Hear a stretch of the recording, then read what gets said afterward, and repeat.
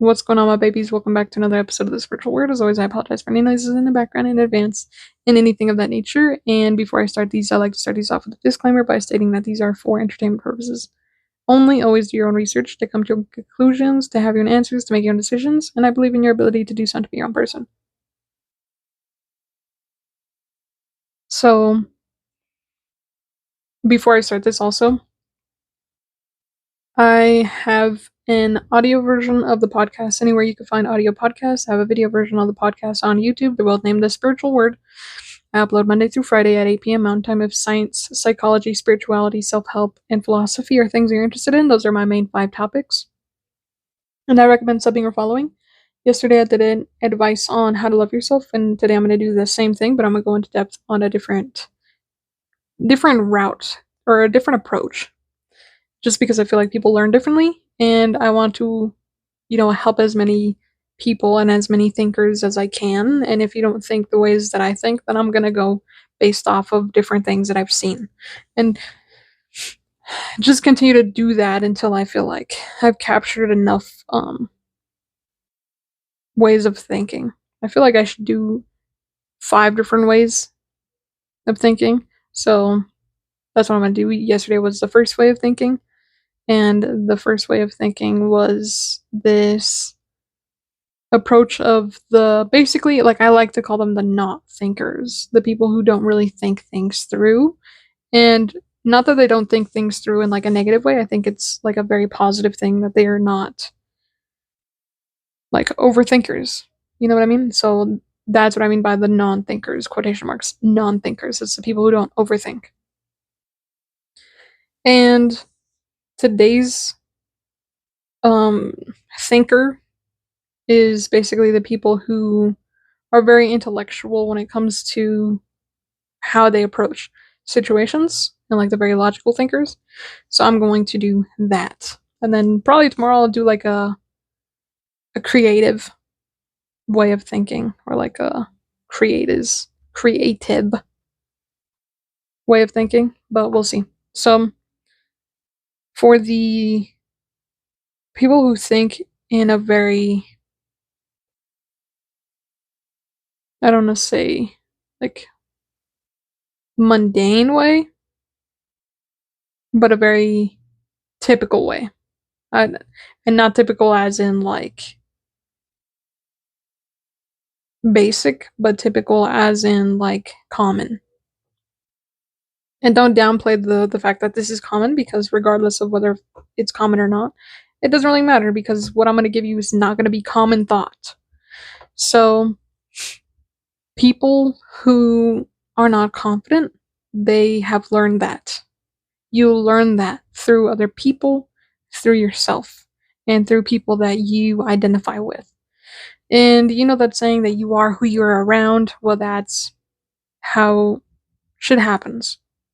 When you're around people who hate themselves, or if you're around adults while you were a child in your developing stages who didn't like themselves, then you develop that characteristic because you love them. It's kind of like how I developed the same way of talking as, like my friends and stuff. Like when my friends say pizza a certain way, then I develop the way of saying pizza just like them, because I love them, because I find that I want to be just like them. And if I can take something from them, then I'm just like them. And it's like they're always here with me. You don't recognize that you do that, but you do that. All of your identity is actually pieces of other people's identities. And because you love them, you want to keep them close, and the only way that your brain knows to keep them close is to act the same ways that they act. You embody the people that you love. And so if you're around a lot of traumatic events as a kid, and the adults in your physical experience did not like themselves, most likely you did not like yourself. Or most likely you don't like yourself. And because of that, you feel a lack of confidence. And if you try to get yourself to feel confident, it feels like an imposter. It feels like, if I fake it till I make it, it's not real. So why would I fake it till I make it? So for your way of thinking, You have to rewrite over the things that are already written. Your identity is already written. You can't just go back to square one because that would require you to not think about the things that you want to do and certain things like that, and you just can't do that. Like, there's nothing you can erase.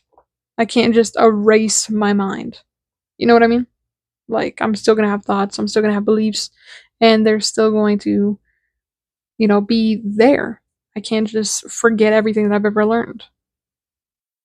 Unless you can, but we'll get into that in a different episode.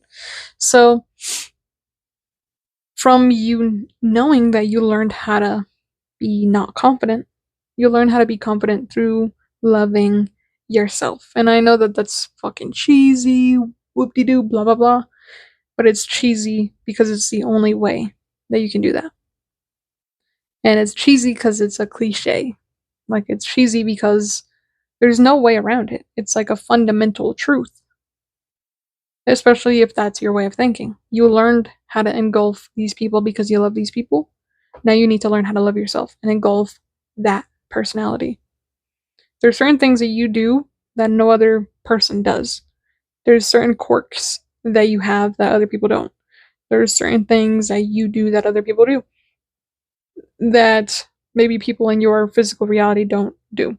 Like, if you have like a speech impediment or something and you're really embarrassed about that, because I know that I was like, I have a lisp, and so for that reason I like sharpen my s's so hard, and now I'm trying to unlearn how to do that because being me means embracing everything, even if I embrace having a lisp.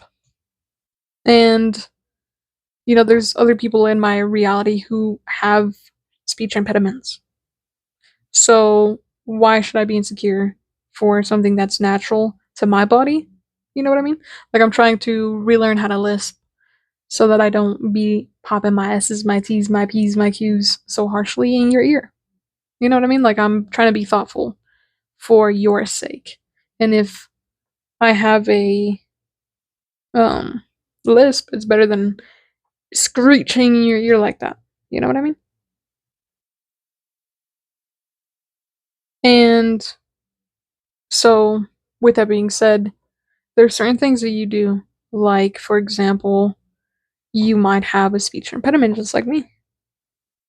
Or you might move your body in a different way than other people around you. Like, you know how when gay people come out, they're like, I don't know how you guys didn't know I was gay, but like, it's in your mannerisms and you can see it in pictures when you look back at pictures and stuff like that. I don't know if you, obviously, if you're not gay, you don't get that, but like, I look back at certain pictures that I had of myself of me being a little kid, right? Or like, I didn't take those myself. Obviously, my family took those. And it was the character that I was embodying. I was embodying myself originally. And so when I look back at pictures of me playing in the dirt, in the mud, and, playing, and I have hats on, and I have shorts on, and I'm not afraid to get dirty, and I don't play with dolls, and I don't play with makeup, and I'm, so intrigued by, like, things like sports, and I'm so intrigued by video games, and I'm so intrigued by learning to do stuff like this.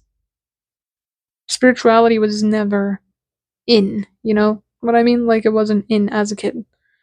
And at least I wasn't attuned to that shit. Like, I wasn't, going to church and stuff like that. So I wasn't really noticing all of those things.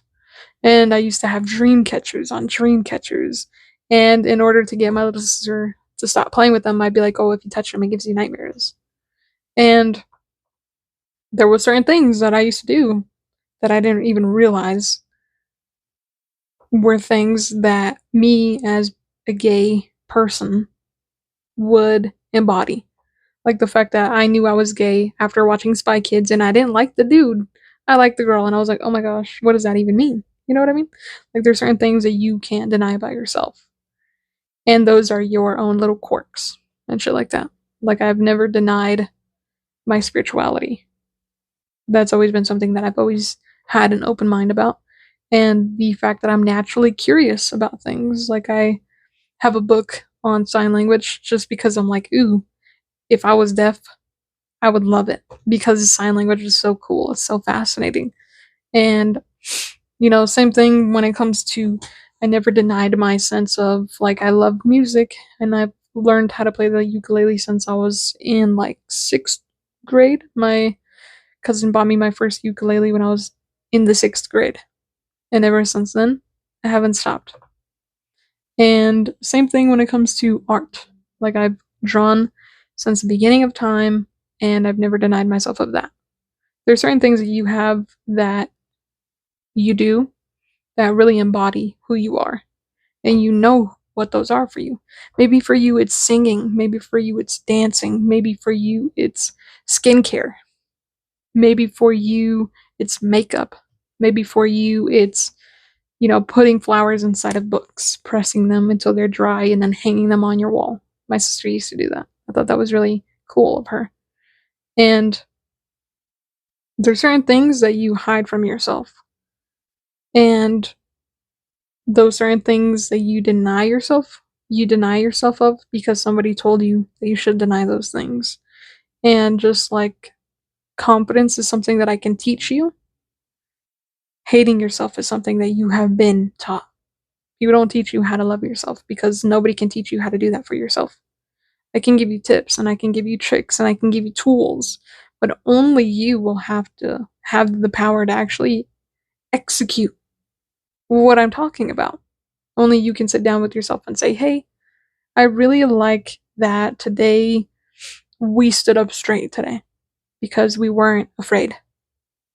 Hey, self, I'm really proud that today you felt really curious about how other people feel. I really love your compassion.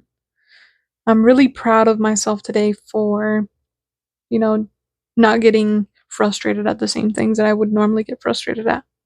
I'm really proud of myself for not moving the same ways that I've been moving for years. I'm really proud of myself because today I got up and I went for a walk with no music. I'm really proud of myself because today I went to the doctor alone. I'm really proud of myself because I went to the DMV and instead of sitting there on my phone, wasting time, I sat there and I thought to myself. And the time actually went by quicker. I'm really proud of myself because of this. I'm really proud of myself because of that. I'm really proud of myself because I'm doing the damn thing. And nobody can sit there and be proud of you for you. And nobody can sit there and love you for you. Like, I can love you for you, but it doesn't do anything for your confidence. You know what I mean? Like, I could sit there in your reality and tell you that you're the baddest bitch, you're the baddest dude, you're the baddest person out here. And by bad, I mean like the coolest and the hottest and, whatever, the bestest.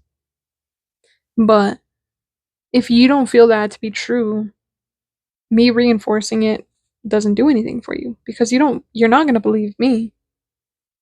You believe you. You are your truth. You are your truth, not me. So even if I sat here and I gave you all the love, all the affection, all the attention, told you how amazing you are at everything, you wouldn't believe me. And even if you did, it would be a temporary fix. Because I can't be there for you forever. And nobody can put the work in like you. And your insecurities and your flaws are only flaws, or they're only insecurities because you don't feel safe, because nobody has ever made you feel safe in using those and expressing who you actually are. And you need to do that for yourself. You need to make yourself feel safe. You need to make yourself feel secure for yourself. And nobody can put that work in besides you. And if you're a thinker that's very grounded and you know these mundane things, that you are who you're around, you've heard that so often, but you never really took that into consideration, but you know it's kind of true. Embody the person who is confident. If I was a confident person, I'd probably look in the mirror and I'd be like, damn, I'm hot. You know what I mean? Like, I'd have to be face to face with certain things that I'm not face to face with now. and be okay and be accepting and be confident when it comes to those things. Like, for example, I was taught how to hate my lisp. People used to bully me for my lisp. And, there's certain people who used to actually really find it cute and find it endearing. And I changed it because of what a hater told me. And now that I'm embodying this encompassing person, it's really hard to change the way that my mouth is like working just because I've done it for so long. But now that I'm catching myself, I don't be screeching in your ear like that. And nobody can teach me how to not have a lisp. Nobody can, you know, do the work for me, for my mouth. I have to do it. Nobody is speaking the words that I want to speak, you know? So, with that being said, you just have to relearn to love yourself right over the hating yourself. If normally you're like, oh, I'm gonna, like, let's take me for example. If normally I'm so used to, you know, using my S so sharply, then when I have a word with the letter S, I focus all of my attention on my mouth so that I don't, pop it like that. Like I don't hiss anymore. Now it's very subtle. And I focus that every time that it comes up. And here and there it does slip. Because I'm not perfect and because we're all human, but I don't care and I keep trying. And that's basically what you have to do. You have to rewrite over the things that you've written over.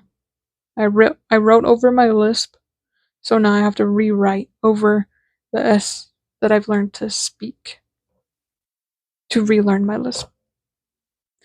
And same thing goes for if you've learned to hate your body, then you have to go into the mirror and be like, okay, it's mine. And that's enough for me to love it. And you have to go into the mirror and relearn all the things that you hate, that you've learned to hate. Anyways, with that being said, thanks for tuning in and tapping in. I always end these like so abruptly, but I've come to realize that there's no way of like declining, like slowly, just like there's no such thing for me as like let's slowly peel the band-aid off. It's like it's like rip that shit off, and it always is like that. So with that being said, thanks for tuning in and tapping in. I appreciate you as always, my babies. If you came from TikTok, thank you so much. I love you, and if you don't know, now you know. And yeah, I will definitely make another one of these, make a couple more of these depending on how I feel. If I feel like making these, if I feel like doing a self love one again on Monday, because today's the last day of the week where I upload.